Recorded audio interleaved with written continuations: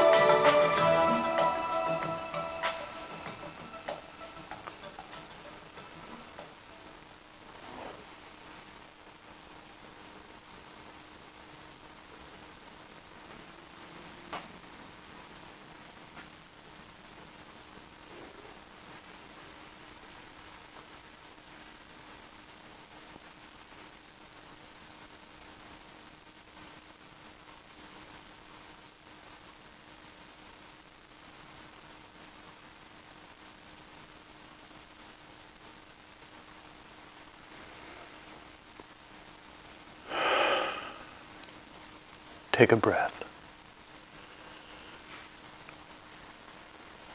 Very good.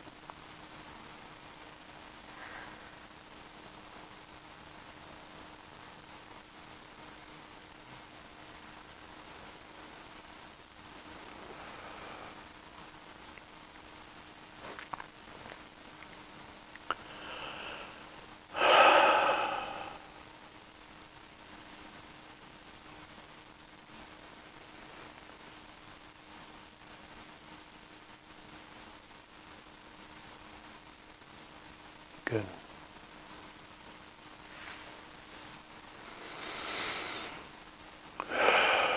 Okay. We're going to have some time for some questions or concerns or complaints. But first, before we do that, I want you to think about your name, because you won't talk until you figure that one out. So think about your name, and then if you have any questions, you can ask me. I'm a rarity. There aren't too many like me around. So take your shot. Something been bothering you about anything?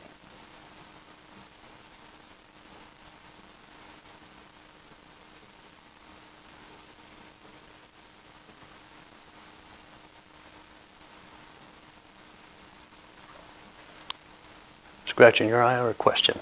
Yeah. Got to be careful in this crowd. It can be dangerous scratching your eye. Well, gosh, I feel like I need to entertain you. Or do I? Maybe I already am. A little bit about me, I guess, just so you know who you're sitting with. I'm 72 years old. I went into samadhi when I was 5. I had all kinds of spiritual experiences. But when I turned 30, I met my teacher. And he ushered me into enlightenment, the early stages of it. Enlightenment, from my point of view, is like getting a black belt in karate. You know, your first black belt, that's pretty significant. But in enlightenment, there are many belts. My teacher was probably 13th or 14th degree.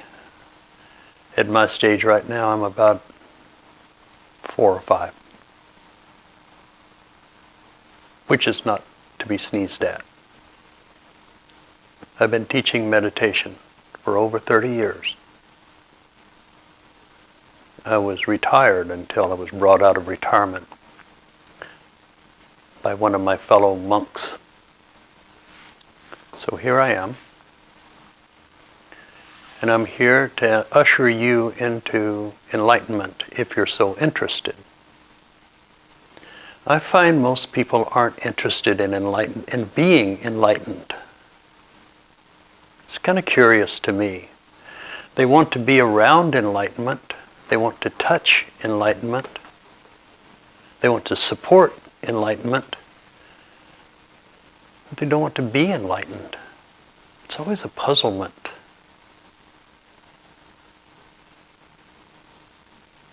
So few want to actually be enlightened. Interesting.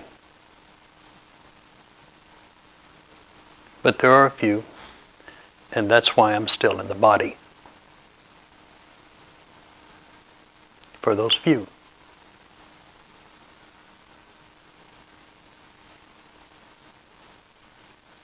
I've been teaching in enlightened states for over 30 years.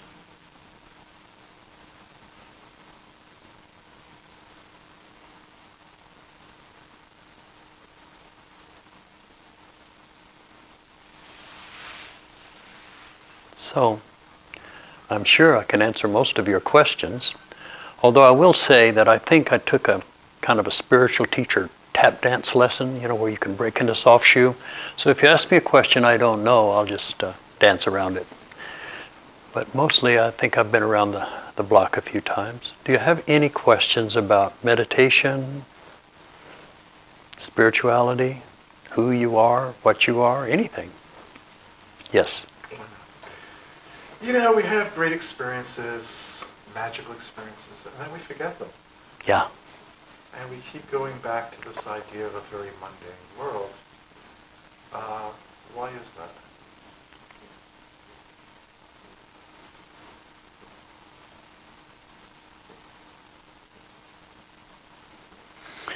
Because we live in a thing called samsara, or maya. It's an illusion. I think most of you in here, if you don't, I certainly have some students around that could teach you some of the beginning things, that's for sure. But basically, from my point of view, this is my take, is that when we enter into this body, our soul enters into the physical body through the soft spot in the top of the head. And as it comes down, each of the chakras light up. Pow, pow, pow, pow, pow. And it hooks in to the root chakra. And for the entire time you're in this life, you will be hooked into that root chakra.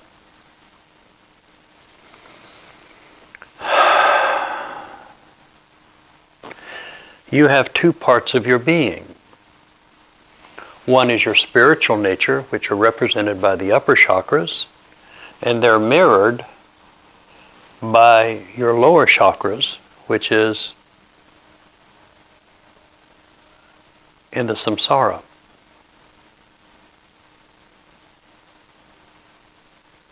So, as your soul comes down, pow, pow, pow, it gets to the heart.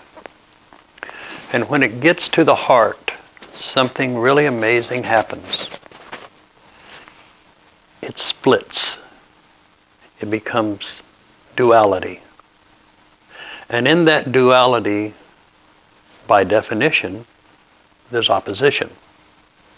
Hot, cold, up, down, in, out,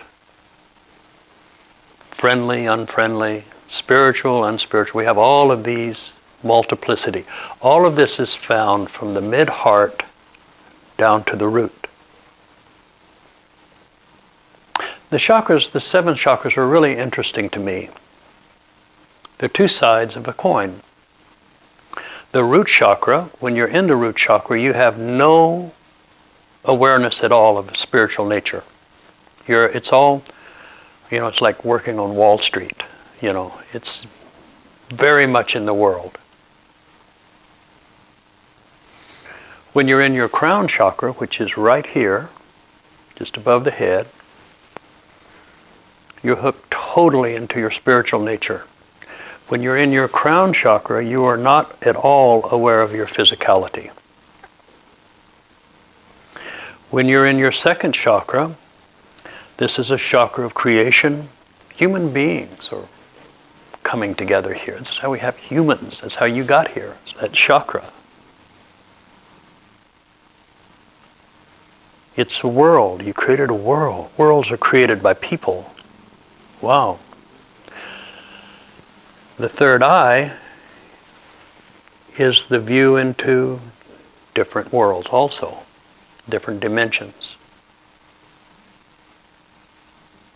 They're mirrors. When you get to the hara, it's mirrored by the throat. This is where you work your power into the world. If you're in martial arts, you know about throwing a punch from there. When you're in your throat, this is your spiritual will. Physical will, spiritual will. When you get to the heart, you have the upper heart, which is unconditional love, many times referred to as guru love or grandmother love. Grandmothers or grandfathers love their grandchildren, in spite of what they do. They always love them. I wish little Jimmy wouldn't kill small animals. So the guru is kind of conditioned a little bit. It loves you unconditionally, but it wants you to improve. So it's not completely unconditional, I guess. And when you get up into the highest part of the high heart, there's nothing. Nothing but unconditional love. That's it. Nothing. The void. The dissolution of the self takes place here. So I really focus almost all of my teachings anymore on the heart. It is the center. It is so important because here everything comes together. Your spiritual nature connects to your physical world, how you see the world, all of your experiences, all of your knowledge, all of your teachers, all of your ideas, your prejudices, your angers, your upsets, your pleasures. It's all down here. This is why I call it the samsara. It is your samsara, and you're hooked into the root. Even when you go into samadhi, at some point the root will pull you back down into physicality again. When you get into the physicality, you have this amazing thing called an ego. And the ego allows you to get around in your world. It lets you know who you are, what your station is, how old you are, what you can afford, it's all right there. It's got it all figured out. But one of the things that the ego does is it doesn't want to die. It doesn't want to dissolve. There are only two things that die when you physically die. One is your body. It won't come back. You don't want it to come back. It starts rotting almost immediately. The other thing that dies is your ego.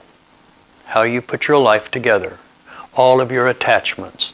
All of the things that you have defined yourself with. They're all found in the ego. And so to give up all of this for enlightenment is why people don't want to become enlightened.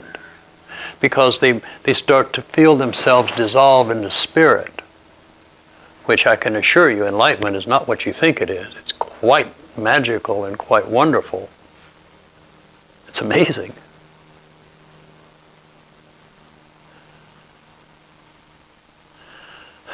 And the ego sees this dissolution taking place, and then all of this house of cards, all of these things that you have valued, that have defined you as a person, starts to dissolve a little bit, and your ego immediately shuts the door on it.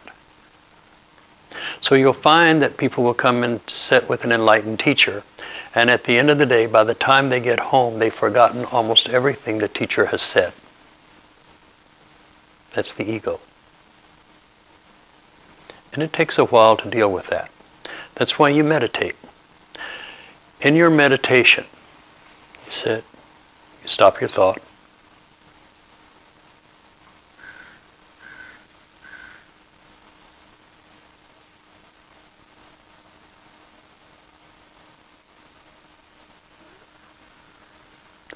Then you'll feel a thought come up, a feeling. The ego is asserting itself. Oh, let's listen to that bird, or let's listen to, oh, look at those flowers, or what's going on? It's always asserting itself. And to dissolve that, no thought. Vivekananda said that meditation does not begin until you stop your thought. When you stop your thought, there is nothing but awareness. And the more you stop your thought, the more your awareness starts to expand. Because you have removed all of the stuff from your ego.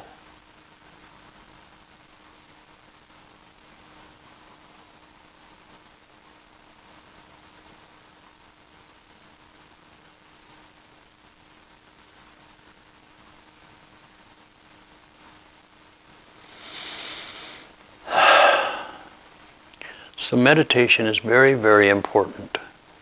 You need to set up a routine to meditate.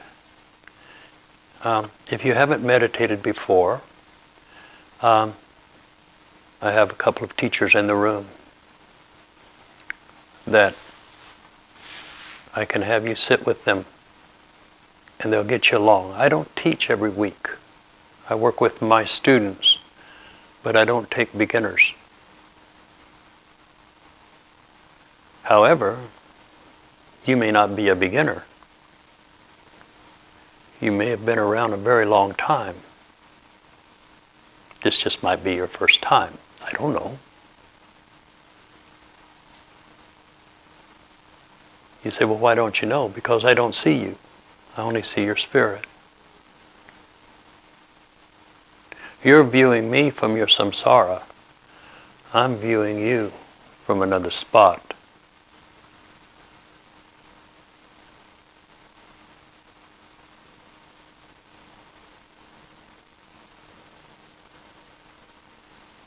Relax. There you go. It's just God. Nothing to worry about.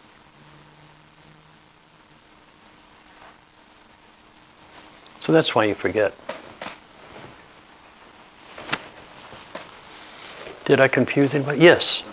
That was good, Shiva, for me. Mm. I have a question. Sure.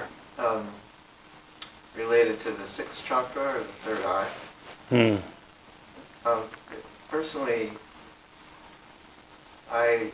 in beginning meditation, I would go to the heart, but naturally. Yeah. But people have trauma in different areas, and my trauma is in the visual system. Huh? So I'm always curious how others.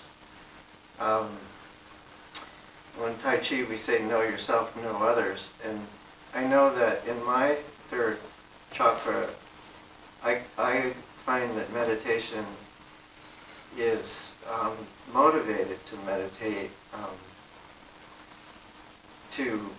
because of the healing that occurs. Right. Yeah. You feel that happening, but I'm just plain curious how other people experience. Maybe they have trauma in their heart, but I have this here, and it's not clear yet. So is your trauma in your heart or your third eye? It's it radiates throughout me, but it's definitely in my third eye. Okay. Hang on a minute.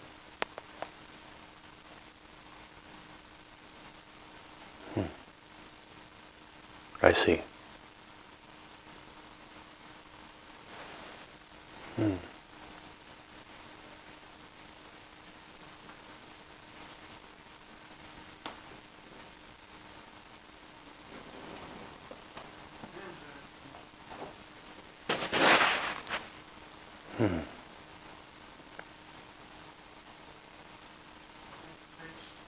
It's good that you know you have trauma.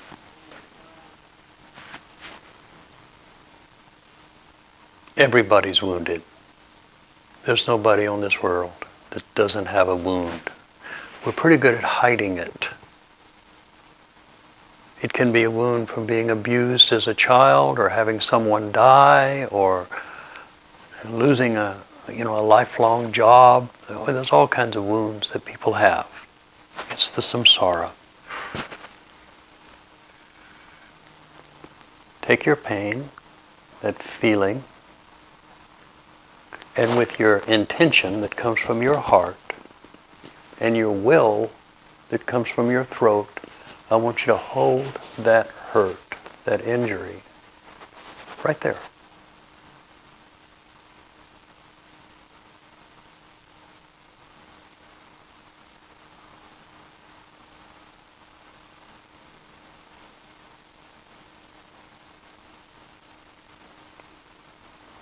Take a breath in. Breathe into the spot where all of that pain was with unconditional love. Just fill that space that was hurt with unconditional love.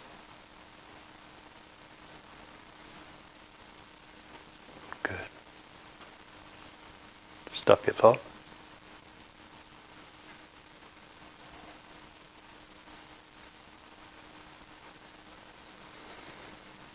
Good. How did that feel? It still hurts, but it feels like it's drawing it. Yeah, okay, so we're going to do it again. That was from the heart up. This time we're going to bring it from the third eye down. So let's do it one more time. We had to clear out the heart first. I think you probably understand that. Your heart, put your finger right there again. Think about your third eye. Bring that pain down, right there. It won't hurt you. This is the place of dissolution. You could bring the demons from hell and pull them into this spot, and they would have nothing to stick to. This is the void. So you cannot be injured while you're here. There's nothing there to injure. It's the void. So pull that pain down into the void. And just let it sit there and be painful until it starts to dissolve. It has to. There's nothing for it to stick to.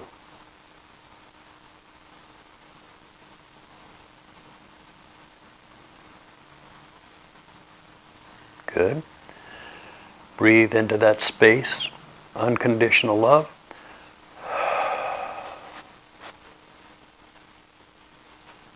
Stop your thought.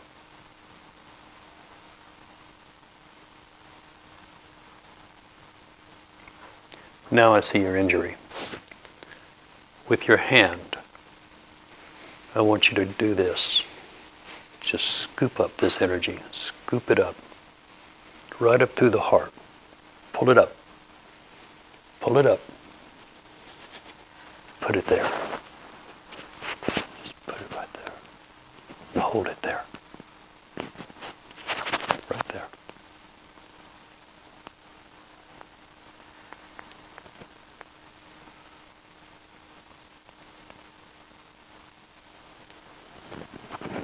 Fill that space with love, unconditional love.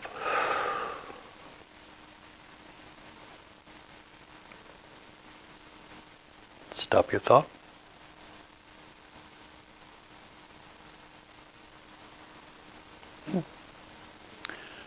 Oh, how was that? It went away for a moment. It's Okay. been there for almost 67 years, but this is Yeah, I know. good. Yeah. Yeah. Thank you. This is something you have to practice. Yeah, thank you. It's an interesting practice. It will heal you, and it will heal you within a week if you do this every day.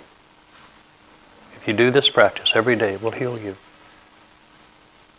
I'll do that, because the first time it felt pulling it, and then the second time it was gone for a moment. Yeah, and you're going to get it gone forever. It won't come back. But it's up to you. You know, sometimes our ego identifies with our suffering. I know this sounds pretty awful, but it's true. I see people walking around, they spend their, my life is so horrible because I was abused as a little boy or as a little girl. That happened 40, 50 years ago. Why are you carrying that? Just let it go. The dissolution of the self has to take place before you can realize the higher self. The only thing between you and enlightenment is you. But your ego does not want enlightenment.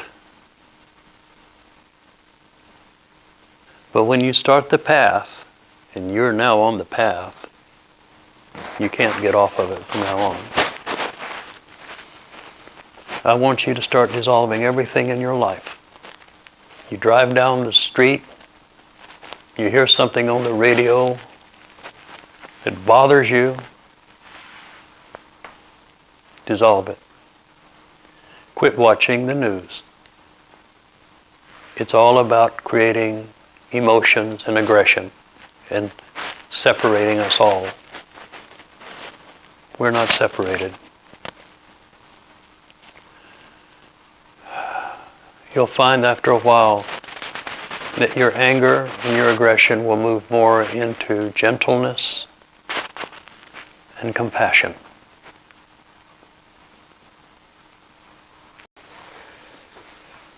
So we were just talking about becoming enlightened. I think you should become enlightened. I've got a big thing about enlightenment. It's got a bad rap. Enlightenment does. It's a very bad rap. People think that enlightenment's no fun. They think, if you're enlightened, you got to be like the Pope or the Dalai Lama or Sai Baba. You're in the in a house, you can't get out because you got to do darshan twice a day. Who wants to do that, you know? Enlightenment's not like that. Enlightenment is liberation. It's freedom. It can express like that. Of course it does. I mean, Sai Baba was awesome, you know? What is it like to be enlightened? Well, when you get rid of all of your stuff.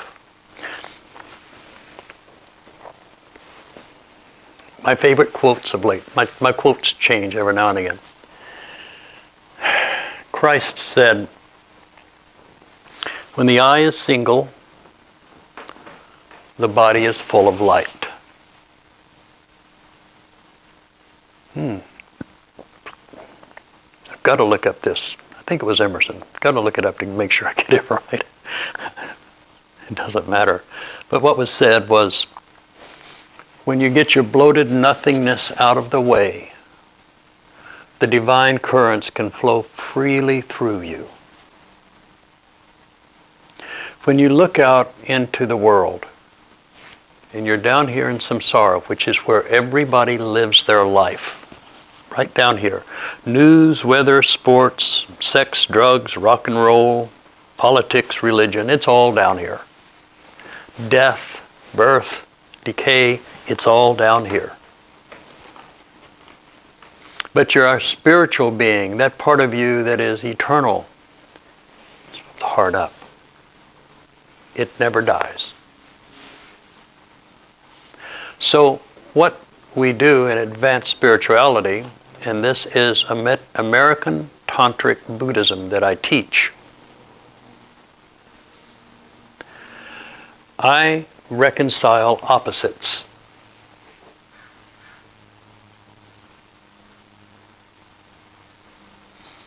I pull the divine down into my life, and I find things down here that make me upset, that make me enter into duality. I pull them up here, dissolve it, and then I fill that space with unconditional love. Now that's an interesting thing. Unconditional love, that means that that part of you that was once full of anger or fear or all kinds of suffering, you dissolve that and then you fill it full of unconditional love, which means things out there don't have to change. It's unconditional love.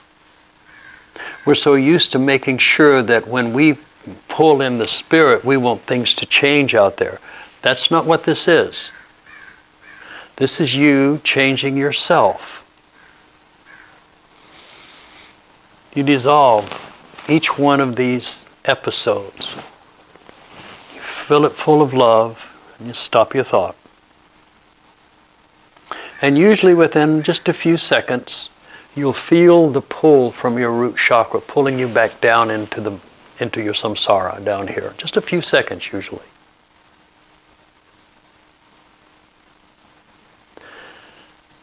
Then do the tantric maneuver. We're taking this, we're moving it up here, we're dissolving it, we're taking the divine and moving it down, up and down, the reconciliation of opposites until eventually there's just one. I walk my little doggy. Her name's Puggy. He's a pug chihuahua mix. We walk around the block. I see the trees. Oh my gosh.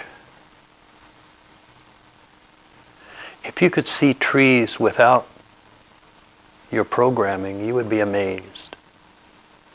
You look at a tree and you think, oh, I know that tree. It's an oak tree or it's an elm tree. I used to climb on trees like that. I had a tree house in one of trees like that. I have all these ideas about trees, all these things about trees. So I have dissolved the trees, filled that space with unconditional love, and now I see the tree. Oh my goodness. Ah, so beautiful.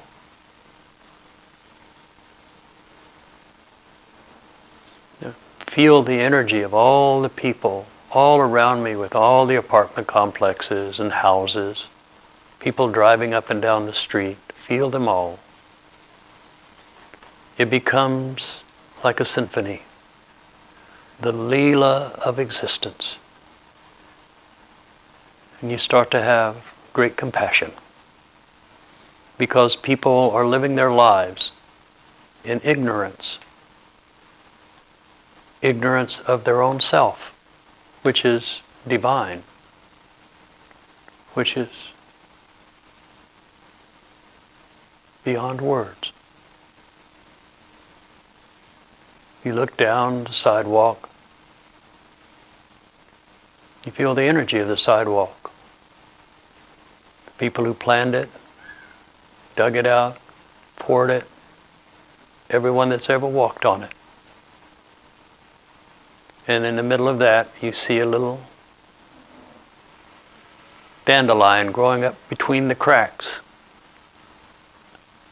Oh my God, how beautiful.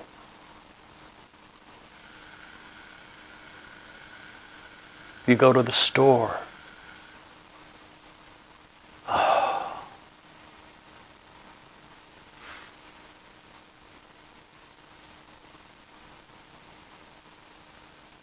You stand on the edge of existence in breathless awe and wonder.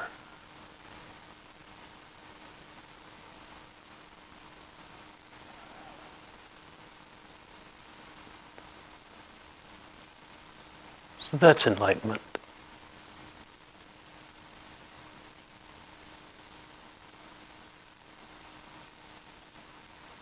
I can't really describe it anymore, but I'm trying to show it to you.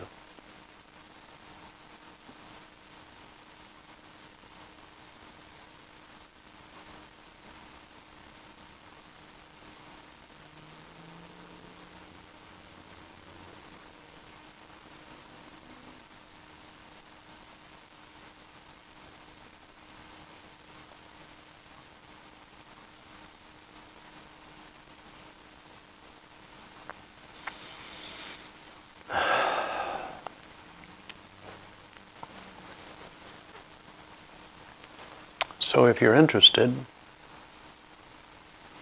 we'll begin the journey. Enlightenment is easy.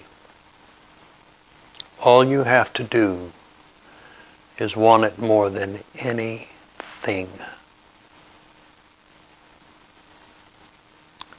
And your lives are full of things that you're heavily attached to. And that's why your ego doesn't want to remember.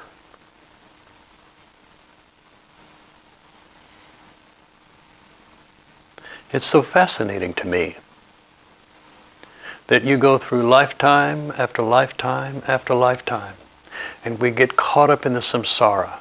We attach ourselves to something that keeps us from changing. We get into routines and attachments, and we put them up as barriers. You know, I can't have enlightenment. Something might happen to my pet. Something might happen to my relationship. Then you haven't suffered enough, I guess. I had a meditation in Scotland a couple of 3 years ago. It was one of those amazing moments. Isle of Skye, looking over this inlet.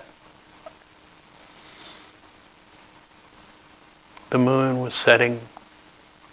At the same moment, the sun was coming up.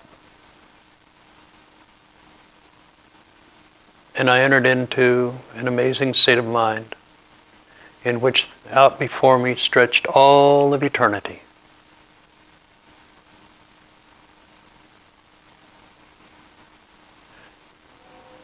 And I started taking everything in my life. My mother, my father, who I love so much, just put them up there and let them go. Put my 2 boys, who I would die for. Put them up there. Let them go. They just disappeared. And my little puggy, let him go. Grabbed all of my friends and everyone I've ever known. Put them up there. Let them go.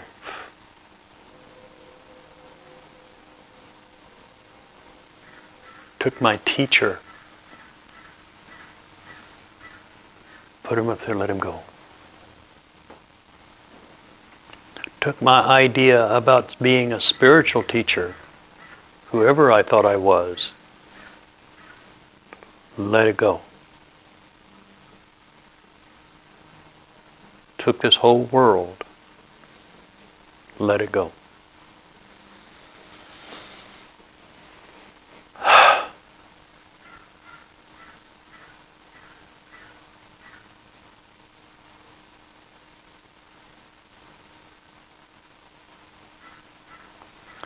Out of that experience rose this bird made of the embers of that fire. Everything had burned up, but out of those embers arose a phoenix made of fire that could not be burned.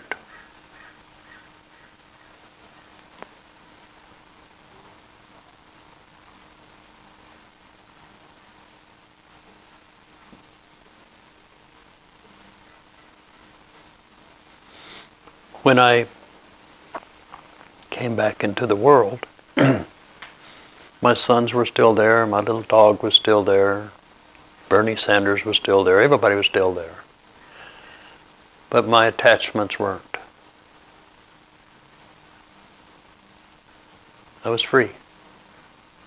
I still love being around them. I love being around everyone, actually.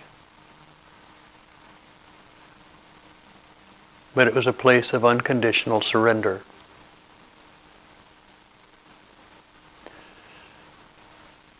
You just have to want it more than anything. And your life is full of so many things. All of these things will go away in just a few decades. When you die, they all go. All of your attachments. What will you have left? Well, one thing you will have is you'll have this moment tonight. You'll have this.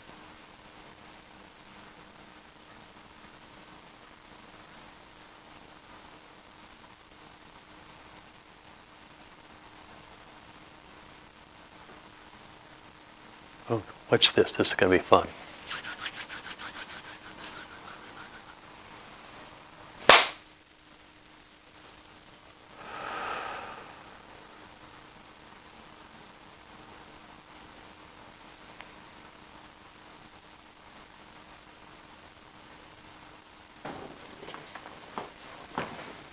I'd like for you to stop your thought as much as you can and listen to my words. In this state of mind, I would like for you to pretend that you are the Buddha. And as you look around everyone in the room, you see them as Buddha sees them.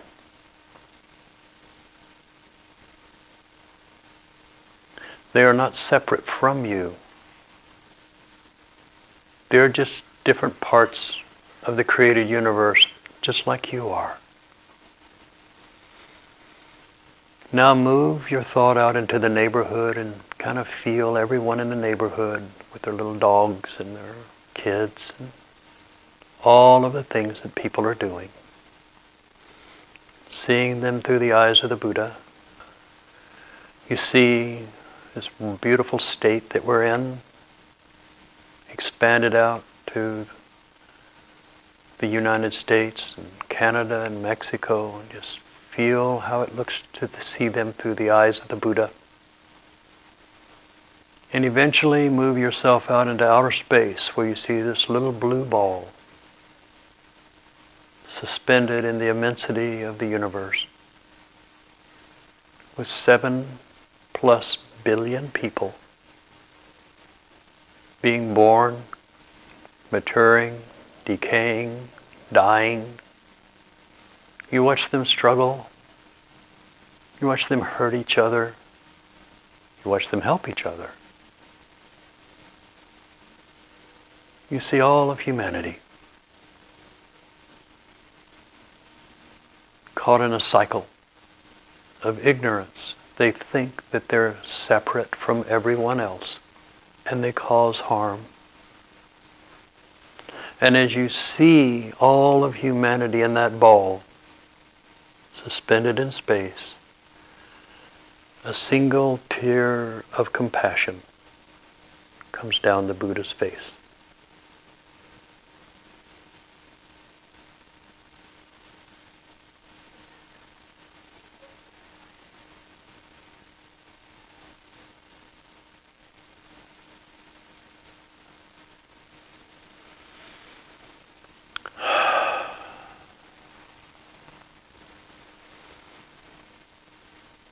What is your job? What is your mission? Your mission is to dispel the ignorance of your being that tells you that you are separate. Get rid of the aggression. Control the emotional outburst. Be compassionate. Be gentle. Be careful with your words.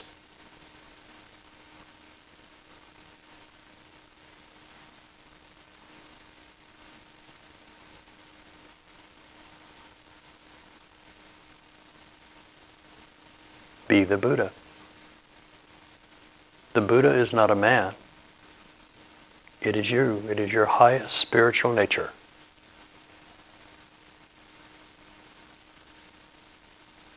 Allow yourself to be the Buddha right now. Stop your thought. Be the Buddha.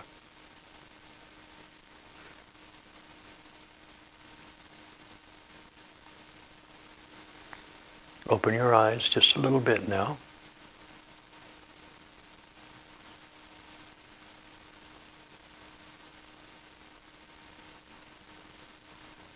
Buddha.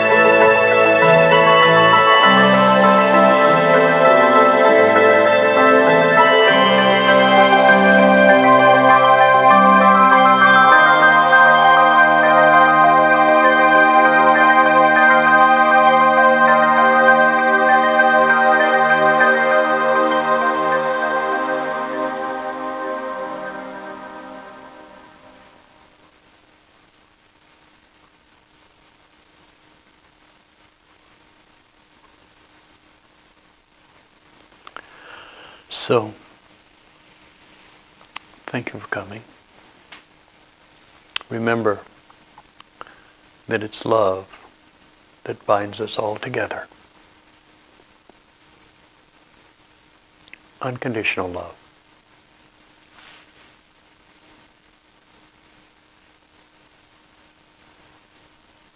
We put the conditions on it, not the divine. We each have one foot in the eternal and one foot in the Maya, the samsara. This will go away, but your highest and best will never, ever go away.